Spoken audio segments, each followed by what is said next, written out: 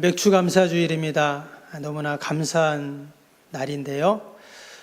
우리가 52주 매주 감사하고 하나님이 주시는 은혜가 있지만 오늘 특별히 맥주감사주일 하나님이 주시는 더 큰 은혜와 복이 있을 줄로 믿습니다. 오늘은 2021년의 반년을 마치고 또 새로운 반년을 시작하는 첫 번째 주일이죠. 하나님이 지난 6개월 동안 우리의 가정과 일터와 또 우리 자녀들, 교회와 이민족을 하나님이 지켜주셨습니다.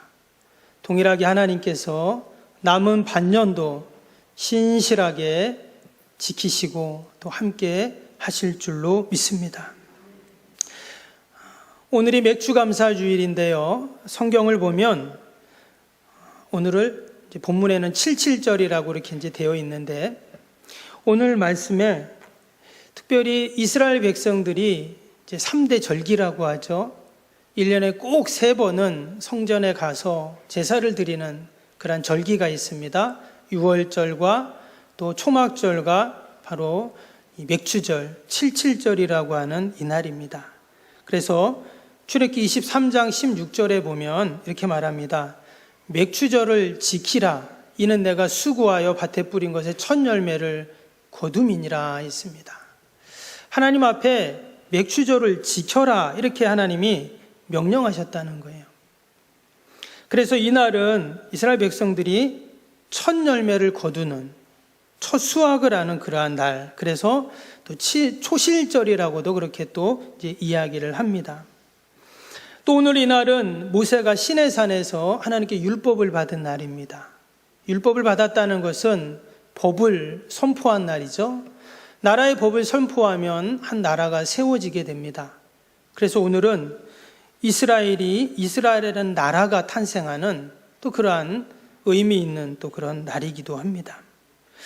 무엇보다 신약 성경에 오면 오늘 이날은 사도행전 2장에 보면 오순절이 나오죠. 바로 오늘 이 맥주절, 이 77절이 바로 오순절입니다. 오순절이라는 것은 그 부활절이 지나고 50일 지난 이후에 우리가 또 오순절이라고 하는데 이 날이 어떤 날이냐면 우리가 아는 것처럼 마가의 다락방에 성령님이 임한 날이죠. 그로 인해서 교회가 시작이 되었습니다. 그래서 교회 역사를 보면 오늘을 어떤 날이라고 하냐면 교회 탄신일이라고 했습니다. 마치 석가탄신일이 있는 것처럼 교회 탄신일이 바로 오늘이었습니다. 아주 역사적으로 또 교회적으로 의미 있는 날이 바로 오늘 이 맥주 감사주일입니다. 그래서 오늘은 너무나 복된 주일이고 또 성령님의 역사가 있는 주일이고 은혜와 기쁨과 사랑이 충만한 주일입니다. 여러분, 우리가 이런 날 무엇을 해야 될까요? 하나님께 감사를 해야 되겠죠. 지저스 투데이의 시편으로 여는 묵상이라는 글에 보면 이런 이야기가 나옵니다. 평생 바다에서 인명구조원으로 성실하게 일을 했던 분이 명예롭게 정년 퇴직을 했습니다. 그가 지난 30여 년 동안 수많은 사람들은 이제 바다에서 구출을 했는데요. 그 친구가 와서 이렇게 그에게 물었습니다. 자네가 지난 인명구조원으로 일하는 동안 지금까지 몇 명이나 그렇게 구했나? 이렇게 물어봤더니 이 사람이 뭐라고 했냐면 나는 단 2명 구출했습니다. 이렇게 말하는 거예요. 아니, 농담하지 말게. 자네가 30년 넘게 일했는데 2명밖에 못 구했다고? 정확히 몇 명이야? 이렇게 물었답니다. 그랬더니 이 사람이 뭐라고 했냐면 물론 내가 물에서 수많은 사람들을 구해줬지만 그 후에 다시 나에게 와서 고맙다고 말한 사람은 2사람밖에 없어. 나는 그 2사람만 내가 구조한 사람이라고 생각하네. 감사할 줄 모르는 사람이 사람인가? 이런 이야기를 했다고 합니다. 여러분, 하나님의 형상대로 지음받은 우리 인간은 다른 피조물과는 조금 다른 것이 있죠. 그 중에 하나가 뭐냐면 바로 우리는 감사하는 자다라는 것입니다. 오늘 10절에 보니까 이렇게 말씀합니다. 내게 복을 주신 대로라는 구절이 나와요. 내게 복을 주신 대로. 우리가 하나님 앞에 감사해야 되는데 하나님이 내게 복을 주신 대로 감사한다는 거예요. 여러분, 그래서 감사는 일방적인 것이 아닙니다. 하나님이 나에게 주신 복을 생각하면서 내가 그에 대해서 반응하는 것이 바로 감사이죠. 우리가 하나님을 안다라고 할 때 하나님이 나를 향한 계획을 알고 또 나에게 베풀어 주신 그 은혜들을 우리가 아는 것이죠. 끊임없이 우리와 동행하시고 우리의 삶을 선하게 인도하시는 우리가 그 하나님 앞에 반응하는 것, 그럼 이것이 바로 감사입니다. 우리가 맥주감사주의를 맞이하면서 다시 한번 우리가 감사를 생각하고 또 이 감사의 능력, 감사의 유익에 대해서 우리가 다시 한번 이 시간 살펴보고 은혜를 나누고자 합니다. 먼저 우리가 감사하기 위해서는 오늘 10절 말씀처럼 우리가 뭔가를 기억을 해야 된다라는 것이죠. 뭘 기억하는가? 오늘 12절을 보겠습니다. 12절 보니까 너는 애굽에서 종되었던 것을 기억하고 내 규례를 지켜 행할지니라. 이스라엘 백성들에게 맥주절을 지켜라 말씀하시면서 이 규례를 지키라 말씀하시면서 이전에 너희가 애굽에서 종되었던 것을 기억하라 이렇게 말씀합니다. 지난 430년 동안 이집트의 그 바로 왕의 폭정 아래서 그들이 종살이했던 것을 기억하라 하는 거죠. 사실 별로 기억하고 싶지 않은 추억입니다. 새벽별을 보고 나가서 일을 하고 또 저녁에 별을 보고 다시 들어와야 되는 그들의 삶. 일평생 일만 하지만 자신들의 땅 한 평을 가질 수 없었던 그런 삶이 바로 애굽에서의 그들의 종살이 삶이었습니다. 아무리 똑똑해도 아무리 잘났어도 그들에게는 자유가 없었고 또 자식을 낳으면 그 자식이 또 노예가 되는, 심지어 어떤 때는 아들을 낳으면 그 아들을 죽여야 되는 그러한 비참한 지경까지 갔습니다. 근데 하나님께서 때가 되니까 모세라는 지도자를 세우셔서 그들을 통해 출애굽시키시는 놀라운 구원의 은혜를 베풀어 주셨죠. 그 옛날 애굽에서의 그 고통의 시간들을 기억하라는 거예요. 그리고 더 나아가서 그곳에서 상상할 수도 없는 방법으로 그들을 구원해 주신 그 은혜들을 기억하면서 감사하라 이렇게 말씀한 겁니다. 여러분, 우리가 지난 6개월을 다시 한번 돌아보면서 하나님이 베푸신 은혜를 꼭 기억할 수 있기를 바랍니다. 기억해야 감사할 수 있어요.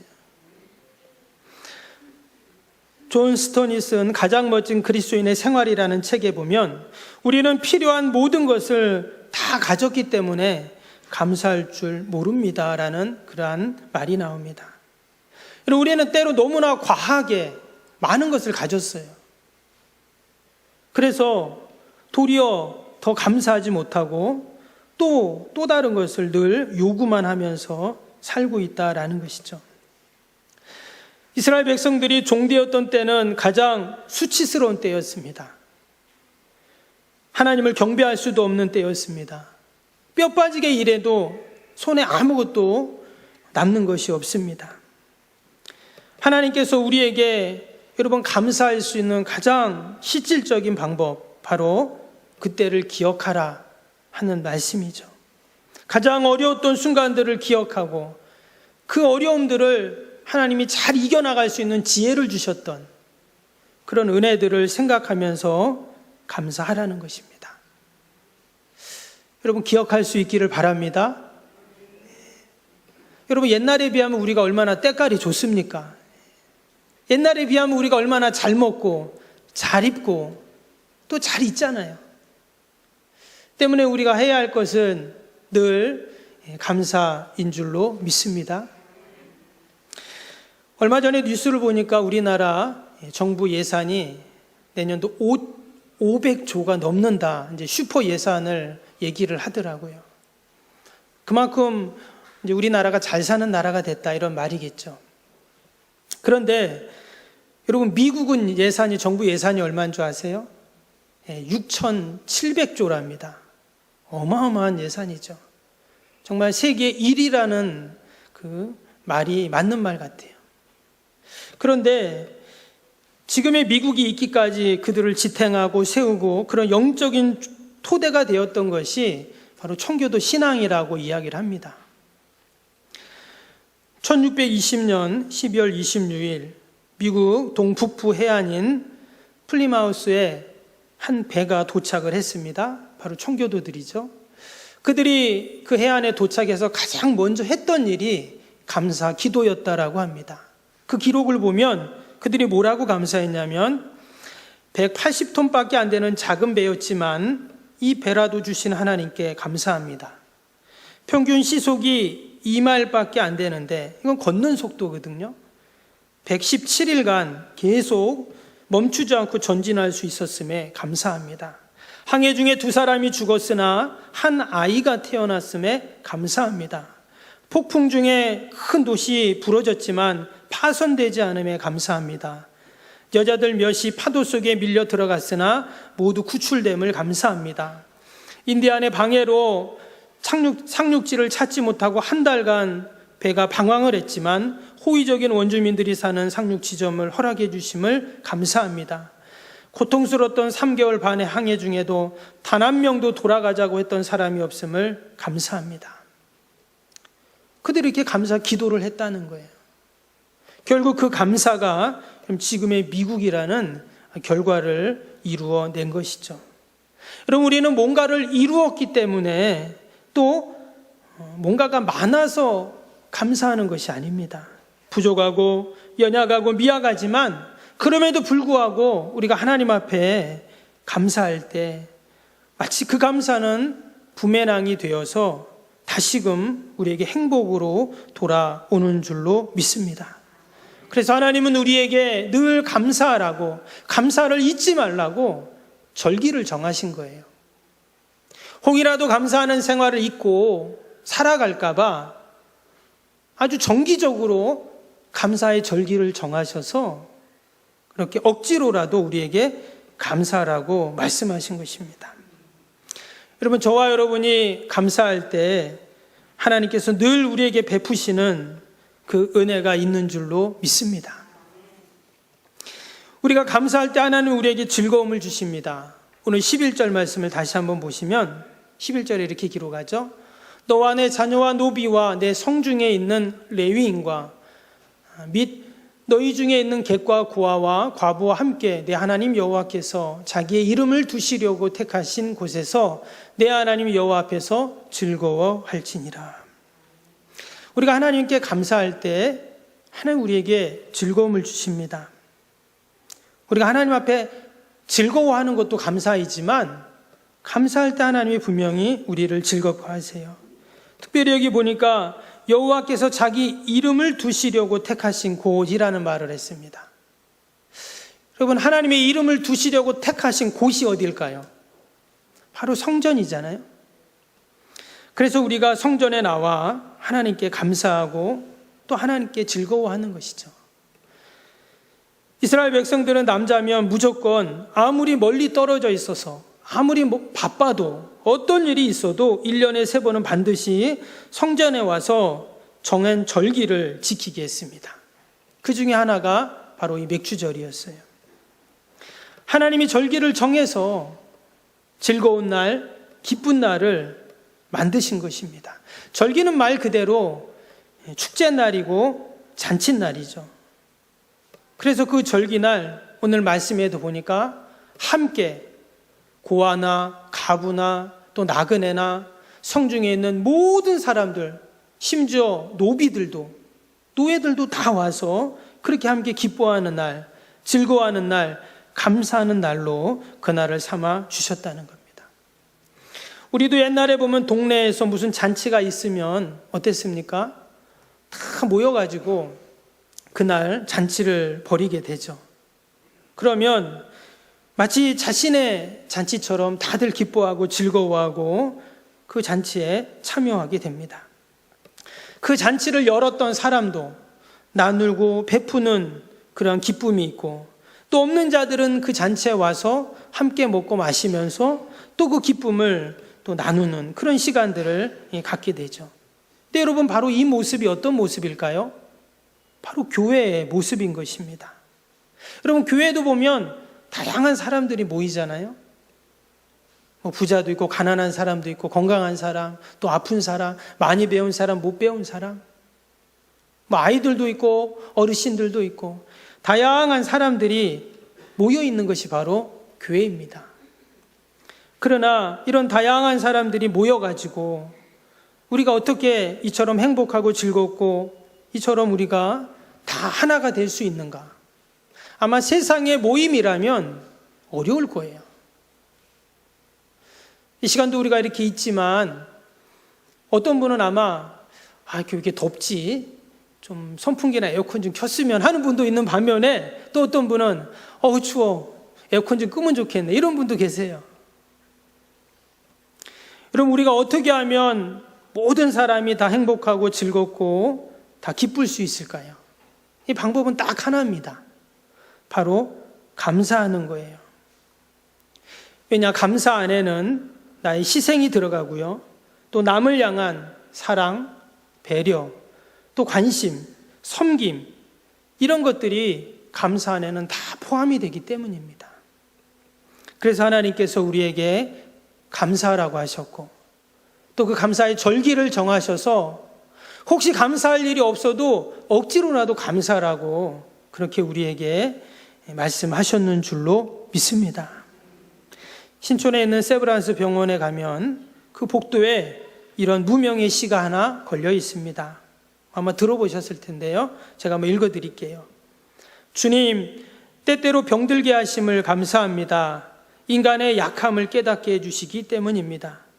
가끔 고독의 수렁에 내던져 주심도 감사합니다. 그것은 주님과 가까워지는 기회입니다. 일이 계획대로 안 되게 틀어주심도 감사합니다. 그래서 나의 교만이 반성될 수 있습니다. 아들, 딸이 걱정거리가 되게 하시고 부모와 동기가 짐으로 느껴질 때도 있게 하심을 감사합니다. 그래서 인간된 보람을 깨닫게 됩니다.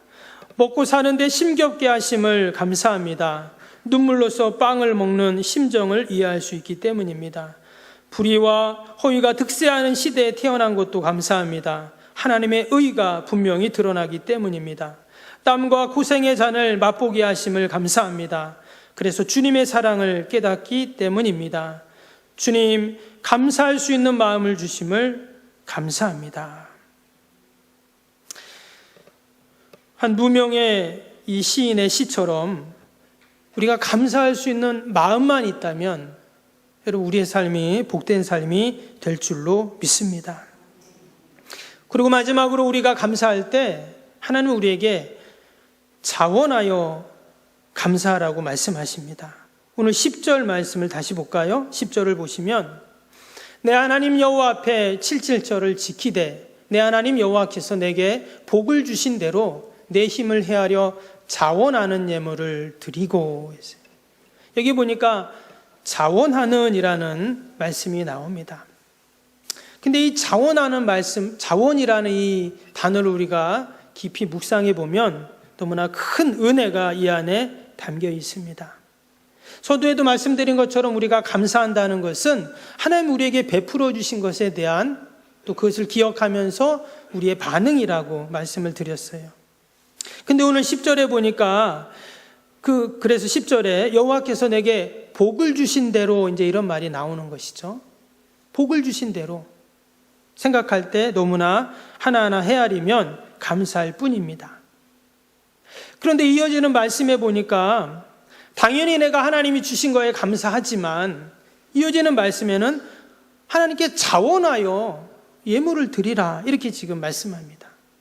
누가 시켜서 억지로 아니면 어쩔 수 없이 감사하는 것이 아니라 말 그대로 자원해서 스스로 하나님께 감사하는 것, 이것이 바로 진짜 감사라는 것입니다. 여러분, 우리가 어떻게 하면 자원하여 감사할 수 있을까요? 이것은 이미 하나님이 우리에게 주신 것도 감사하지만 미리 감사하는 그런 경우가 있습니다. 오늘 읽지는 않았지만 밑에 이제 이어지는 초막절 규례에 대해서도 또 이어지 나오는데요. 15절 말씀을 한번 보겠습니다. 15절에 보면 내 하나님 여호와께서 택하신 곳에서 너는 이레 동안 내 하나님 여호와 앞에서 절기를 지키고 내 하나님 여호와께서 내 모든 소출과 내 손으로 행한 모든 일에 복 주실 것이니 너는 온전히 즐거워할지니라. 이것은 초막절 이제 규례를 말씀하는데요. 여기 보면 뒷부분에 뭐라고 했어요? 하나님께서 내 손으로 행한 모든 일에 복 주실 것이니 이랬어요. 그러니까 장차 하나님이 복을 주시겠다는 거예요. 미래형으로 써놨습니다. 그래서 하나님 앞에 주실 하나님을 생각하면서 미리 감사하는 것이죠. 여러분, 이것이 자원하는 감사라고 말할 수 있어요. 어쩔 수 없이 감사가 아니라 분명히 하나님이 주실 것을 내가 믿고, 아멘, 믿고 내가 미리 하나님 앞에 자원해서 감사를 하는 겁니다. 우리가 지난 2021년 반년을 살았습니다. 돌아보니, 기억해보니 하나하나 너무 감사해요. 그래서 우리가 이 시간 하나님이 주신 것에 대해서 우리가 감사하고, 또 하나님이 남은 6개월 예비하신 또 응답들이 있습니다. 아멘. 그것을 생각할 때 또 우리 미리 감사하고 또 남은 6개월을 출발하는 것, 여러분, 이것이 바로 자원하는 감사이고 또 하나님이 기뻐하시는 감사일 줄로 믿습니다. 17세기 독일의 슐레지엔 지역에서 목회를 하셨던 벤자민 슈몰크라는 목사님이 계셨습니다. 이분은 우리가 잘 아는 찬송가 549장에 나오는 내 주여 뜻대로 행하시옵소서 을 작시한 목사님입니다. 근데 이 슈몰크 목사님이 독일의 30년 전쟁 이후에, 그리고 또 흑사병이 창궐했던 그때에 한 교회 부임을 하게 됩니다. 근데 그 지역에 교회가 없었어요. 하나밖에. 그래서 무려 36곳이나 되는 마을을 돌아다니면서 그렇게 이제 사역을 하셨는데, 하루는 일을 마치고 이제 고된 몸으로 다시 집으로 돌아오는 길이었습니다. 근데 돌아오는데 보니까 자신의 집이 불타고 있는 거예요. 그래서 이 목사님과 사모님이 깜짝 놀라가지고 이제 집에 두고 온 두 아이들이 생각이 난 것입니다. 황급히 뛰어가 봤더니 이미 집은 다 불에 탔고 두 형제가 꼭 껴안은 채 까맣게 재가 되어서 죽은 모습을 발견하게 됩니다.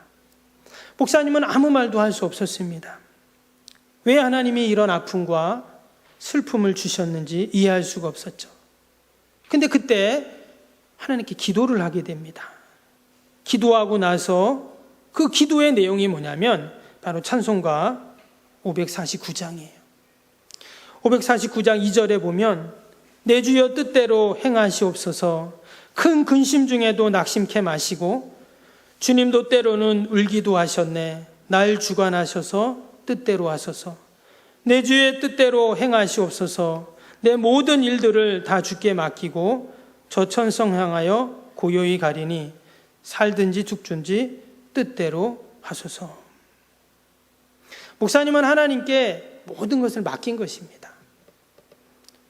그리고 하나님 앞에 감사의 찬양을 올려드린 것이죠. 여러분, 우리가 하나님 앞에 늘 감사로 나아갈 수 있기를 바랍니다.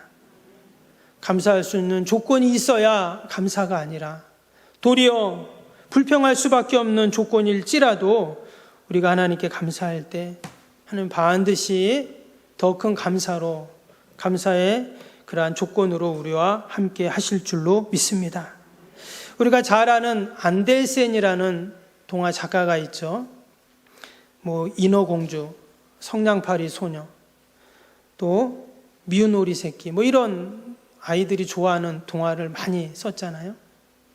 근데 이분이 어렸을 때는 그렇게 행복하지 않았다고 합니다. 아버지가 구두 수선공이었는데 알코올 중독자였고요. 또 가정이 너무나 어려워서 이 안델센이 태어났을 때는 집에 침대가 없어서 남이 버린 나무 조각을 가져다가 침대를 만들 정도로 그렇게 가난했다고 합니다. 평생 단 한 번도 문학 수업을 받아본 적도 없고요. 초등학교를 다니다 그만둔 것이 그의 교육의 전부였습니다. 근데 기자가 그에게 물어봐요.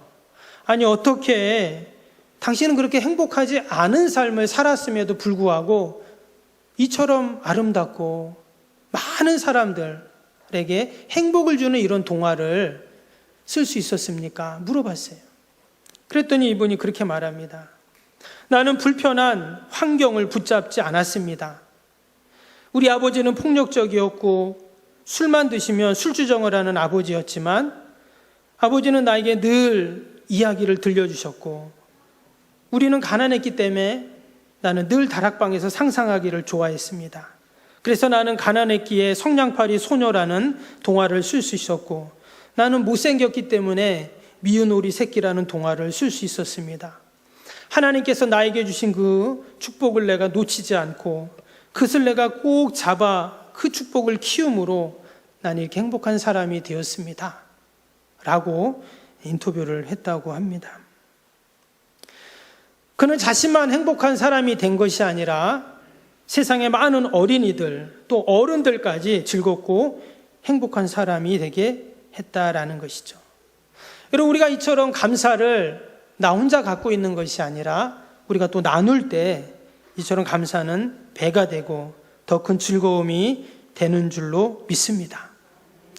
시편 50편 23절에 보면 감사로 제사를 드리는 자가 나를 영화롭게 하나니 그 행위를 옳게 행하는 자에게 내가 하나님의 구원을 보이리라 했습니다. 우리가 하나님 앞에 감사의 예배자로 설 때 그것이 하나님을 영화롭게 하는 자라고 했어요. 그리고 하나님이 행하시는 구원을 본다고 하셨습니다. 우리가 오늘도 감사함으로 하나님이 이루시는 구원을 볼 수 있기를 바랍니다. 우리가 맥주감사주의를 맞이하면서 매년 전반기를 마치고 후반기를 시작하는 날이 아니라 다시 한번 우리의 감사신앙을 돌아보는 시간, 그리고 새롭게 하나님 앞에 감사하는 자로 서겠다고 고백하고 다짐하는 귀한 절기가 될 수 있기를 바랍니다. 하나님은 반드시 남은 6개월도 우리를 돌봐주시고 하나님의 구원의 역사들을 이루어 주실 줄로 믿습니다. 힘들고 어려운 일이 있어도 절대 낙심하지 마시고 약속의 말씀 꼭 붙잡고 남은 6개월도 믿음으로 승리하는 저와 여러분이 되길 주님의 이름으로 축복합니다. 기도하겠습니다.